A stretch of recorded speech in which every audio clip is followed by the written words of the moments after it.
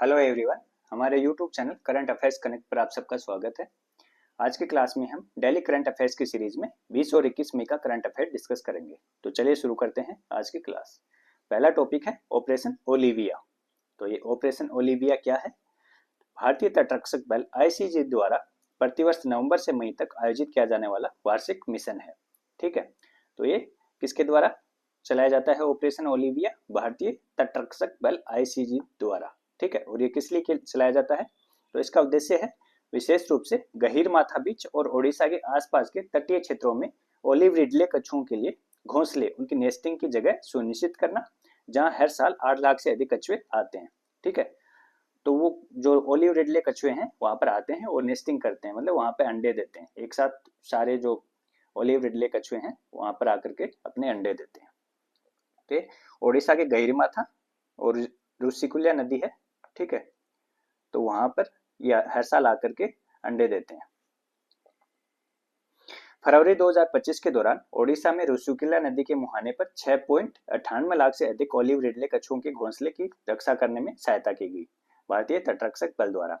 और ओडिशा में रुशिकुल्या नदी के मुहाने पर रिकॉर्ड सामूहिक घोंसले, मास नेस्टिंग का निर्माण, कठोर गश्त, हवाई निगरानी और सामुदायिक सहभागिता के माध्यम से लुप्त प्राय प्रजातियों की सुरक्षा में भारतीय तटरक्षक बल के निरंतर प्रयासों का परिणाम है। ठीक है, तो वहां पर बड़ी संख्या में मास नेस्टिंग होती है और उसके लिए भारतीय तटरक्षक बल है वो प्रतिवर्ष एक ऑपरेशन चलाता है, ऑपरेशन ओलिविया।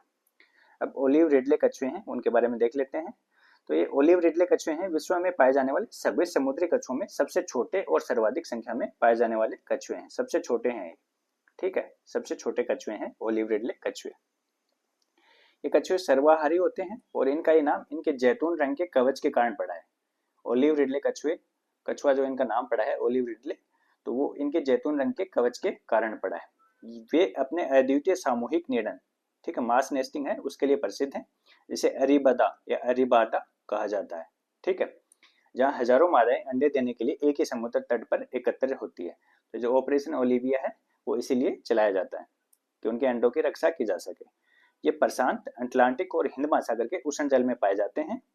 और ओडिशा का गहीरमाथा समुद्री अभयारण्य है वो समुद्री कछुओं के विश्व के सबसे बड़े रोकरी, जहाँ प्रजनन करने वाले पशुओं का एक समूह आता है, तो विश्व के सबसे बड़े रोकरी के रूप में जाना जाता है।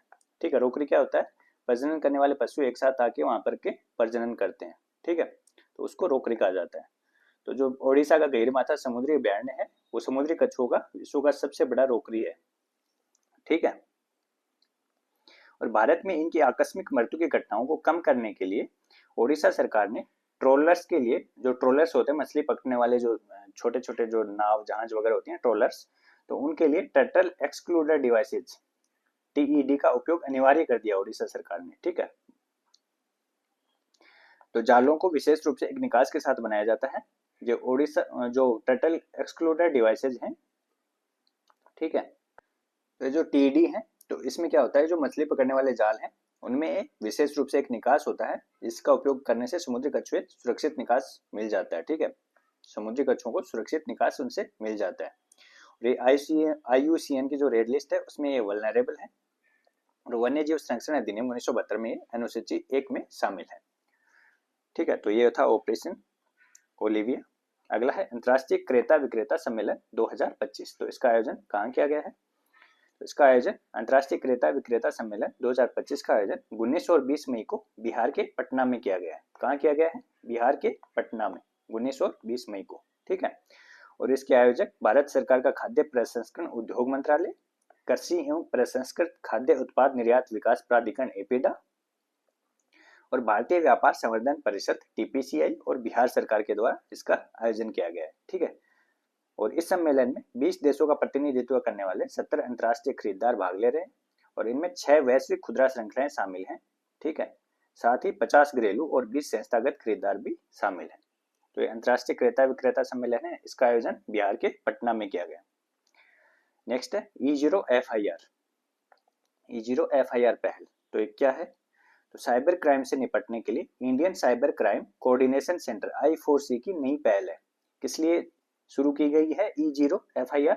तो ये साइबर क्राइम से निपटने के लिए शुरू की गई है और किसके द्वारा? Indian cyber crime coordination centre I4C द्वारा इसको प्रारंभ किया गया है और दिल्ली के लिए इसे पायलट प्रोजेक्ट के रूप में लॉन्च किया गया है। ये सिस्टम राष्ट्रीय साइबर अपराध रिपोर्टिंग पोर्टल या राष्ट्रीय साइबर अपराध हेल्पलाइन 1930 पर दर्ज 10 लाख रुपए से ऊपर की सीमा के साइबर वित्तीय अपराधों को स्वतः ही FIR में परिवर्तित कर देगा। ठीक है, तो आजकल जो डिजिटल अरेस्ट के माध्यम से जो बड़े बड़े साइबर क्राइम हो रहे हैं, लाखों करोड़ों की रकम लूट ली जाती है पीड़ित से, तो इसके लिए ये पहल की गई है E0 FIR। इसमें 10 लाख रुपए से ऊपर की जो ठगी वाला साइबर क्राइम होगा, ठीक है, तो उससे संबंधित जो भी रिपोर्टें हैं उनको साइबर वित्तीय अपराध हैं उनसे संबंधित उनको स्वतः ही FIR में ये सिस्टम परिवर्तित कर देगा, E0 FIR पहल वाला। ठीक है, और इसे दिल्ली में भी पायलट प्रोजेक्ट के तौर पर लॉन्च किया गया। इसे तुरंत संबंधित क्षेत्रीय साइबर अपराध पुलिस स्टेशनों को भेजा जाएगा। ठीक है, FIR में कन्वर्ट करने के बाद में तुरंत इनको संबंधित जो साइबर अपराध पुलिस स्टेशन है वहां पर भेज दिया जाएगा और शिकायतकर्ता 3 दिनों के भीतर साइबर अपराध पुलिस स्टेशन में जाकर के 0 FIR को नियमित FIR में परिवर्तित कर सकते हैं। और ये शुरू की गई इस नई प्रक्रिया में I4C के NCRP सिस्टम, दिल्ली पुलिस के EFIR सिस्टम और राष्ट्रीय अपराध रिकॉर्ड ब्यूरो NCRB के अपराध और अपराधी ट्रैकिंग नेटवर्क और सिस्टम CCTNS का एकीकरण शामिल है। ठीक है, तो इन तीनों सिस्टमों को इसमें मिला दिया गया है। I4C का NCRP सिस्टम, दिल्ली पुलिस का EFIR सिस्टम और राष्ट्रीय अपराध रिकॉर्ड ब्यूरो का है वो अपराध और अपराधी ट्रैकिंग नेटवर्क और सिस्टम CCTNS, इन तीनों को एक साथ मिला दिया गया इसमें। और दिल्ली के ई क्राइम पुलिस स्टेशन को NCRP पर दर्ज विशिष्ट प्रकृति की साइबर अपराध शिकायतों के लिए EFIR दर्ज करने और उन्हें क्षेत्रीय पुलिस स्टेशनों में स्थानांतरित करने के लिए अधिसूचित किया गया है। ठीक है, तो इसमें क्या होता है कि जो राष्ट्रीय अपराध साइबर अपराध रिपोर्टिंग पोर्टल है उस पर कोई शिकायत दर्ज की जाती है या राष्ट्रीय साइबर अपराध हेल्पलाइन 1930 है उस पर कोई शिकायत दर्ज होती है और उसमें 10 लाख रुपए से अधिक का साइबर फ्रॉड शामिल होता है। ठीक है, तो उसको 0 FIR के रूप में दर्ज कर दिया जाता है।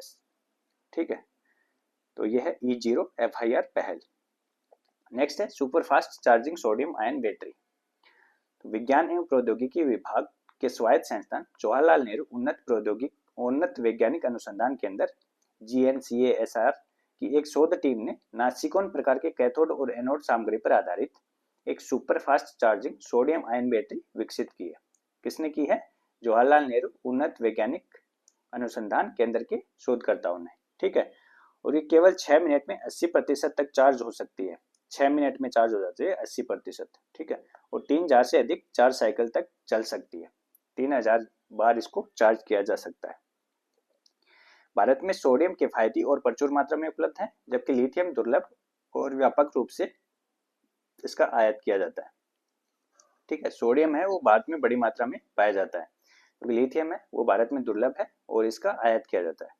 लिथियम के बजाय सोडियम के माध्यम से बनी बैटरी देश को ऊर्जा भंडारण प्रौद्योगिकी में आत्मनिर्भर बनने में मदद कर सकती है, जो भारत सरकार के आत्मनिर्भर भारत मिशन का एक प्रमुख लक्ष्य है। नेक्स्ट है इंदिरा सौर गिरी जल विकास योजना, इंदिरा सौरागिरी जला विकासम। ठीक है, तो ये कहाँ की योजना है?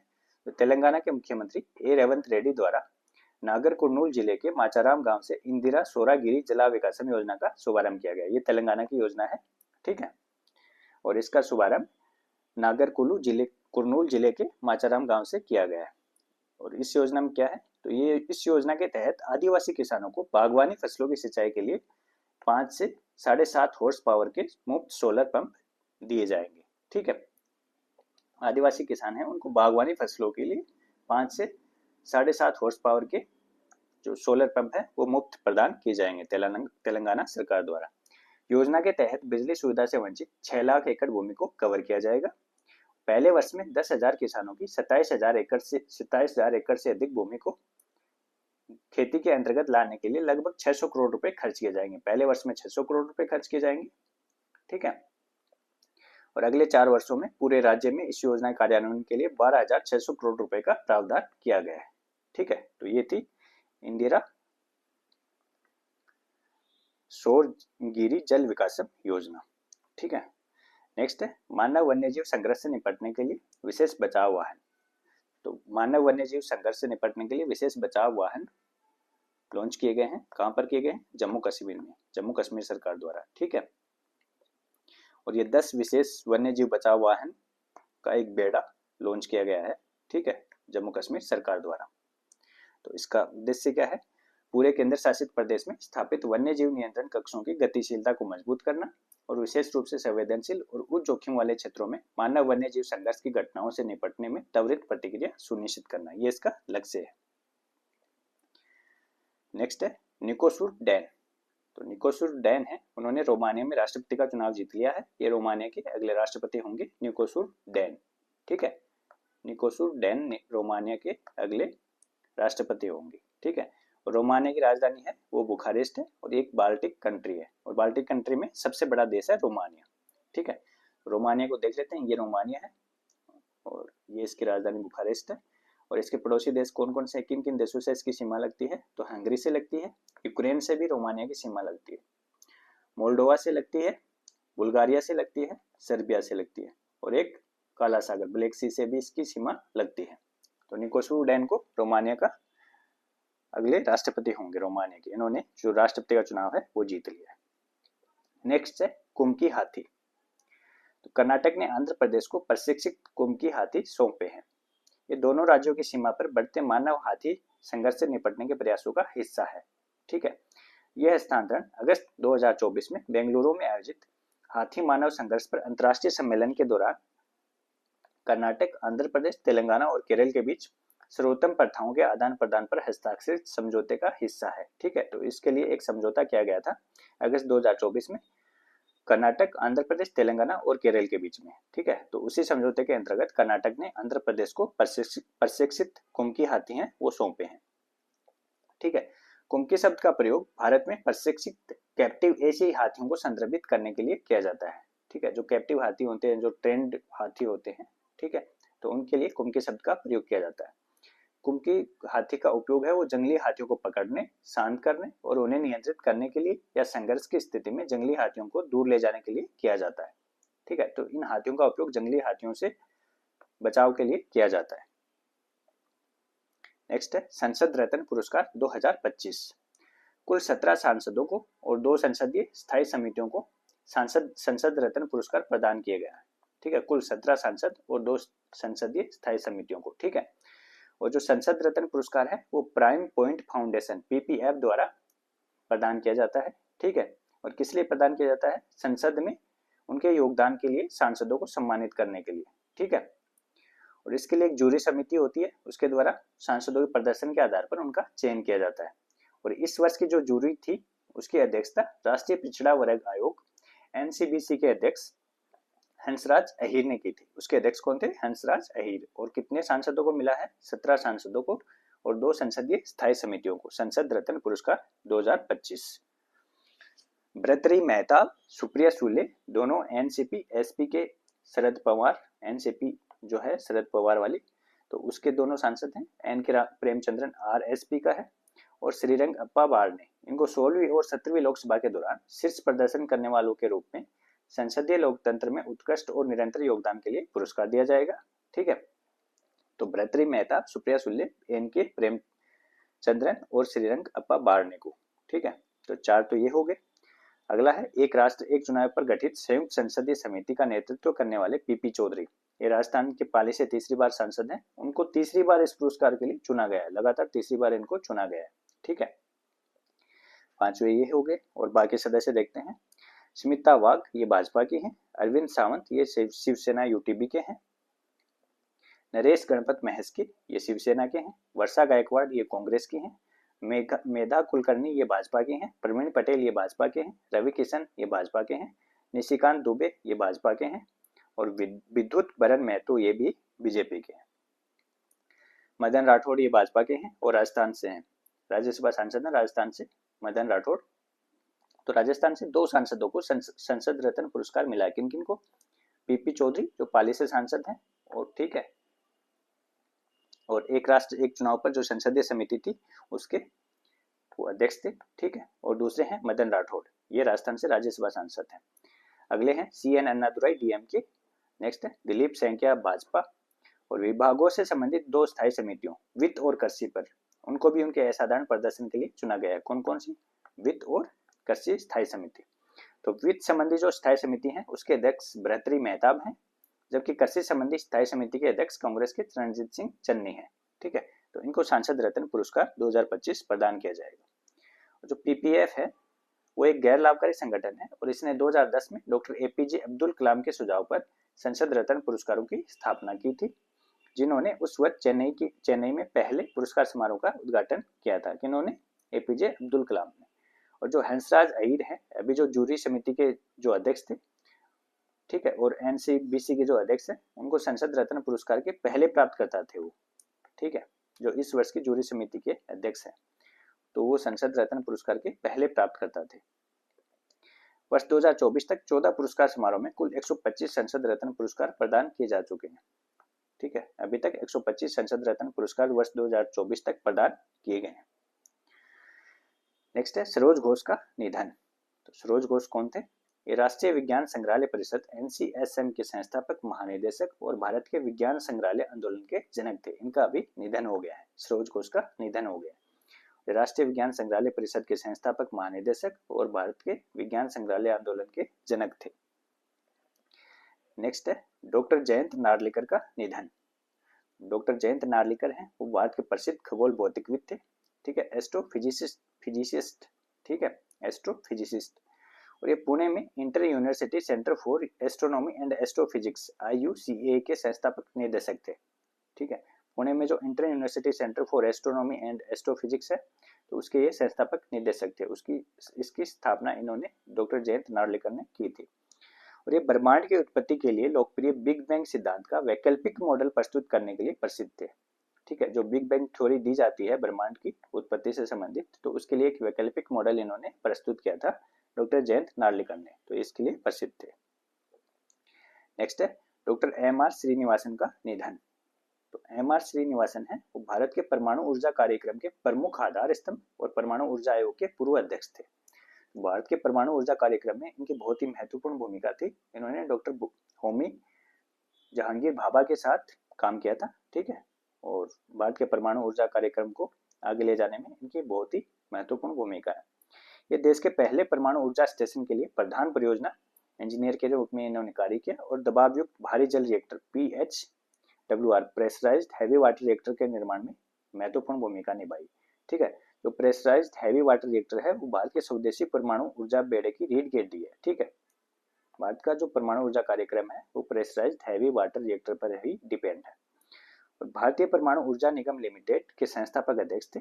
इसकी स्थापना भारतीय परमाणु ऊर्जा निगम लिमिटेड की स्थापना डॉक्टर MR श्रीनिवासन ने की थी और उनके नेतृत्व में 18 परमाणु रिएक्टर विकसित किए गए थे। पद्मश्री, पद्म भूषण और पद्म विभूषण से सम्मानित है।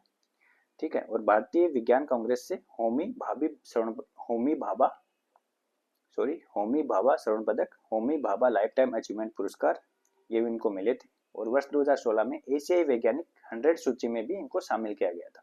वर्ष 2016 में एशियाई वैज्ञानिक 100 वैज्ञानिकों की जो सूची थी एशियाई, तो उनमें भी इसको शामिल किया गया था। और विश्व परमाणु संचालक संघ WANO की ये संस्थापक सदस्य थे। और इनकी एक पुस्तक भी है, from fission to fusion, the story of India's atomic energy programme. ठीक है,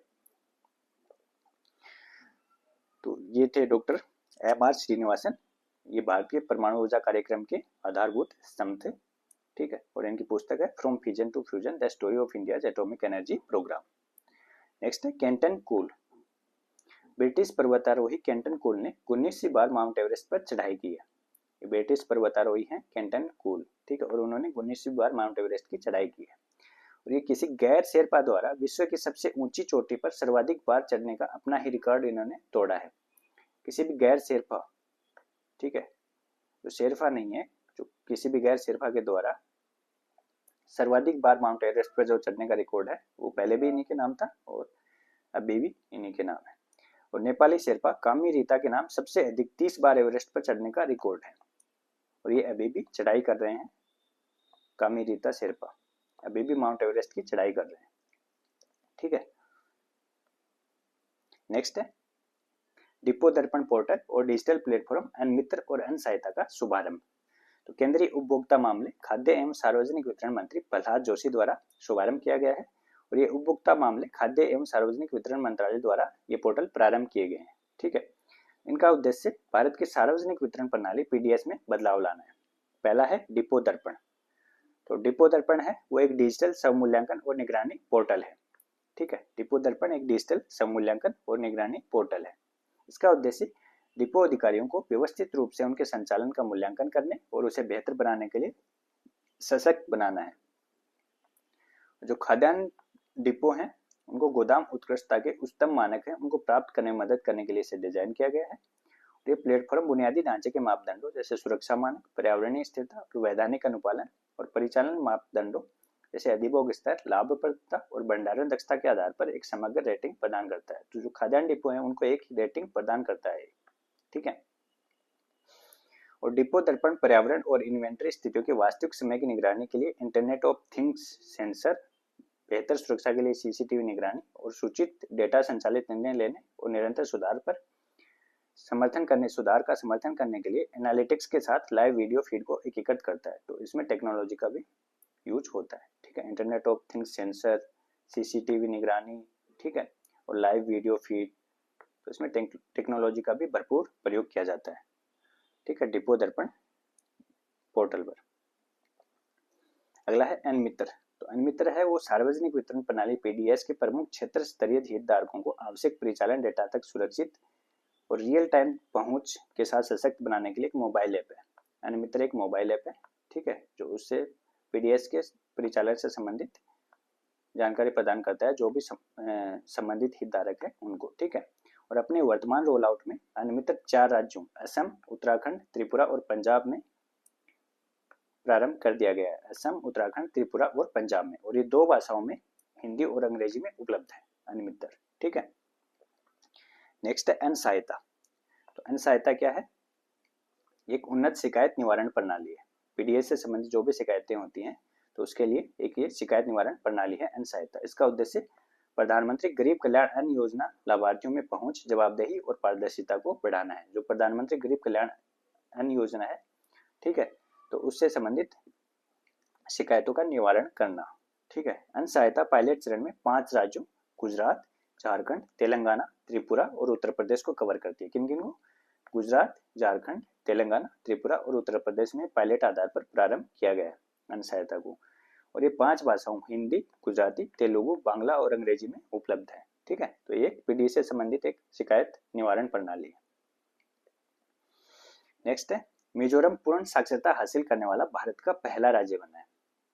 तो पूर्ण साक्षरता हासिल करने वाला भारत का पहला राज्य कौन सा है? मिजोरम। तो मिजोरम के मुख्यमंत्री लाल दुहोमा ने 20 मई को आधिकारिक तौर पर मिजोरम को पूर्ण साक्षर राज्य घोषित कर दिया है।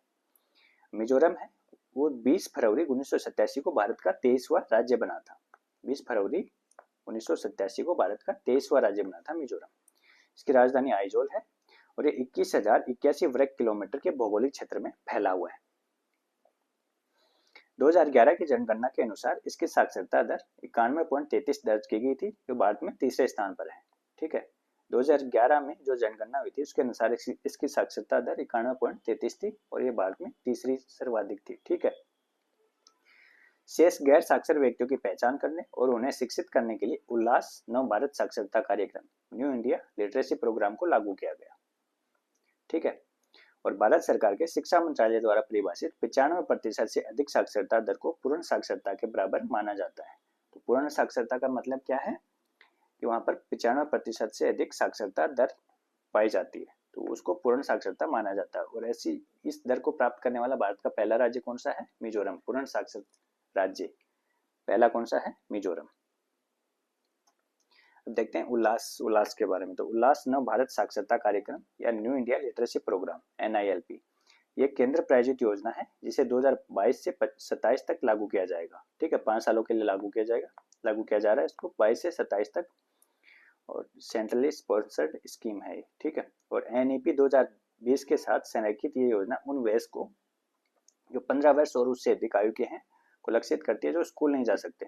ठीक है, तो उल्लास के अंतर्गत 15 वर्ष और उससे अधिक आयु के जो वयस्क है जो स्कूल नहीं जा सकते उनको शिक्षित किया जाता है। इस योजना के 5 घटक हैं। मूलभूत साक्षरता, ठीक है, बेसिक लिटरेसी, संख्यात्मकता, मूलभूत साक्षरता और संख्यात्मकता, ठीक है, महत्वपूर्ण जीवन कौशल, बुनियादी शिक्षा, व्यवसायिक कौशल और सतत शिक्षा। ठीक है, तो ये इसके 5 मापदंड हैं जिनके आधार पर किसी व्यक्ति को साक्षर घोषित कर दिया जाता है। उल्लास योजना का विजन भारत को जन जन साक्षर बनाना है। ठीक है, भारत को जन जन साक्षर बनाना इस योजना का लक्ष्य है। ठीक है, और ये कर्तव्य बोध की भावना पर आधारित है और इसे स्वयं सेवा के आधार पर लागू किया जा रहा है।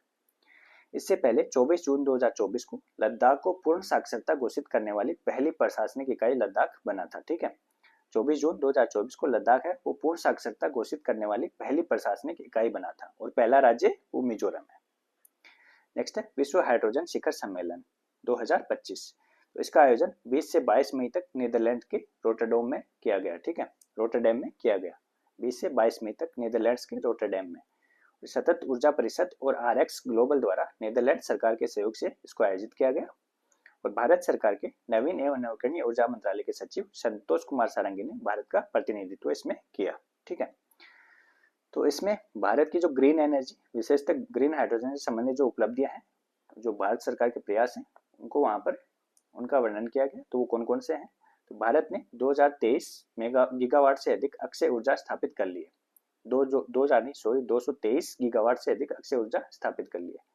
223 से अधिक गीगावाट, 223 गीगावाट से अधिक। ठीक है, जिसमें सौर ऊर्जा से 108 गीगावाट है और पवन ऊर्जा से 51 गीगावाट है। ठीक है, और भारत सरकार द्वारा हाल ही में ग्रीन हाइड्रोजन प्रमाणन योजना भी शुरू की गई है और पर्यावरण, वन और जलवायु परिवर्तन मंत्रालय ने ग्रीन हाइड्रोजन और ग्रीन अमोनिया संयंत्रों को पर्यावरणीय मंजूरी से छूट प्रदान की है। और पतन, पौध परिवहन और जलमार्ग मंत्रालय द्वारा कांडला, पारादीप और तूतीकोरन बंदरगाह हैं, ठीक है, उनको ग्रीन हाइड्रोजन हब के रूप में विकसित करने की घोषणा की है। ठीक है, किन किन को? कांडला, पारादीप और तूतीकोरन बंदरगाहों को ये ग्रीन हाइड्रोजन हब के रूप में विकसित किए जाएंगे। नेक्स्ट है राष्ट्रीय ग्रीन हाइड्रोजन मिशन। 2023 में 2.40 बिलियन अमेरिकी डॉलर के शुरुआती आवंटन के साथ राष्ट्रीय ग्रीन हाइड्रोजन मिशन को शुरू किया गया।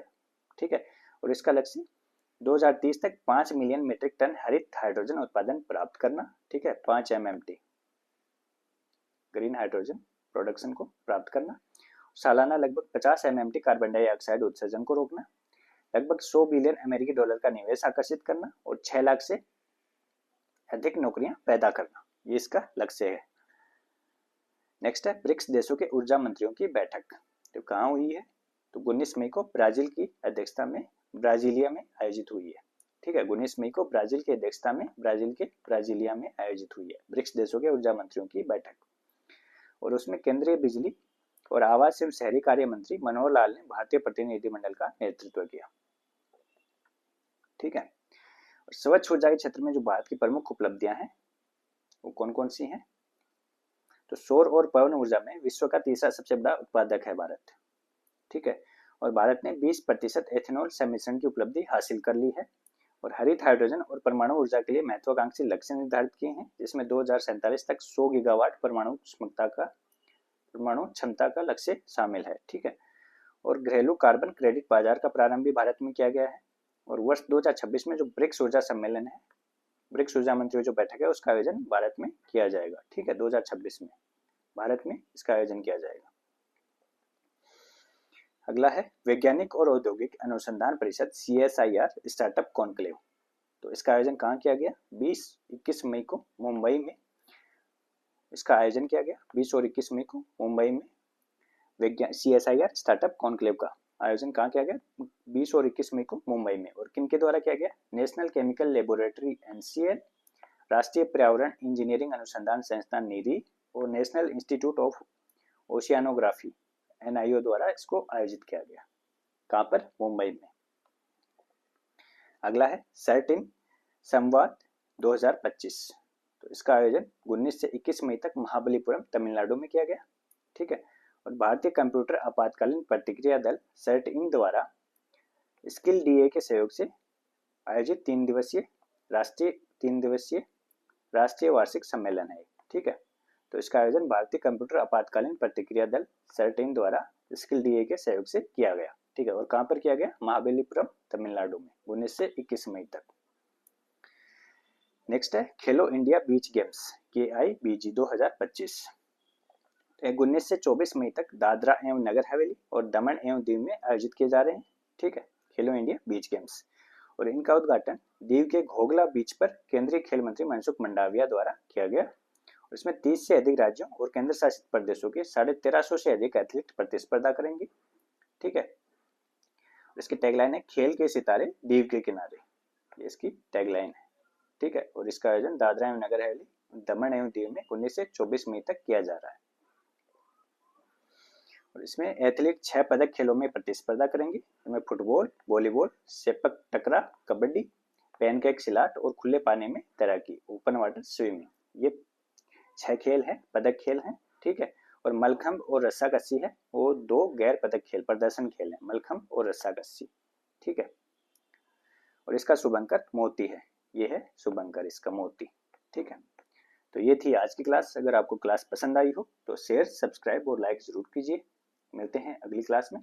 Thank you.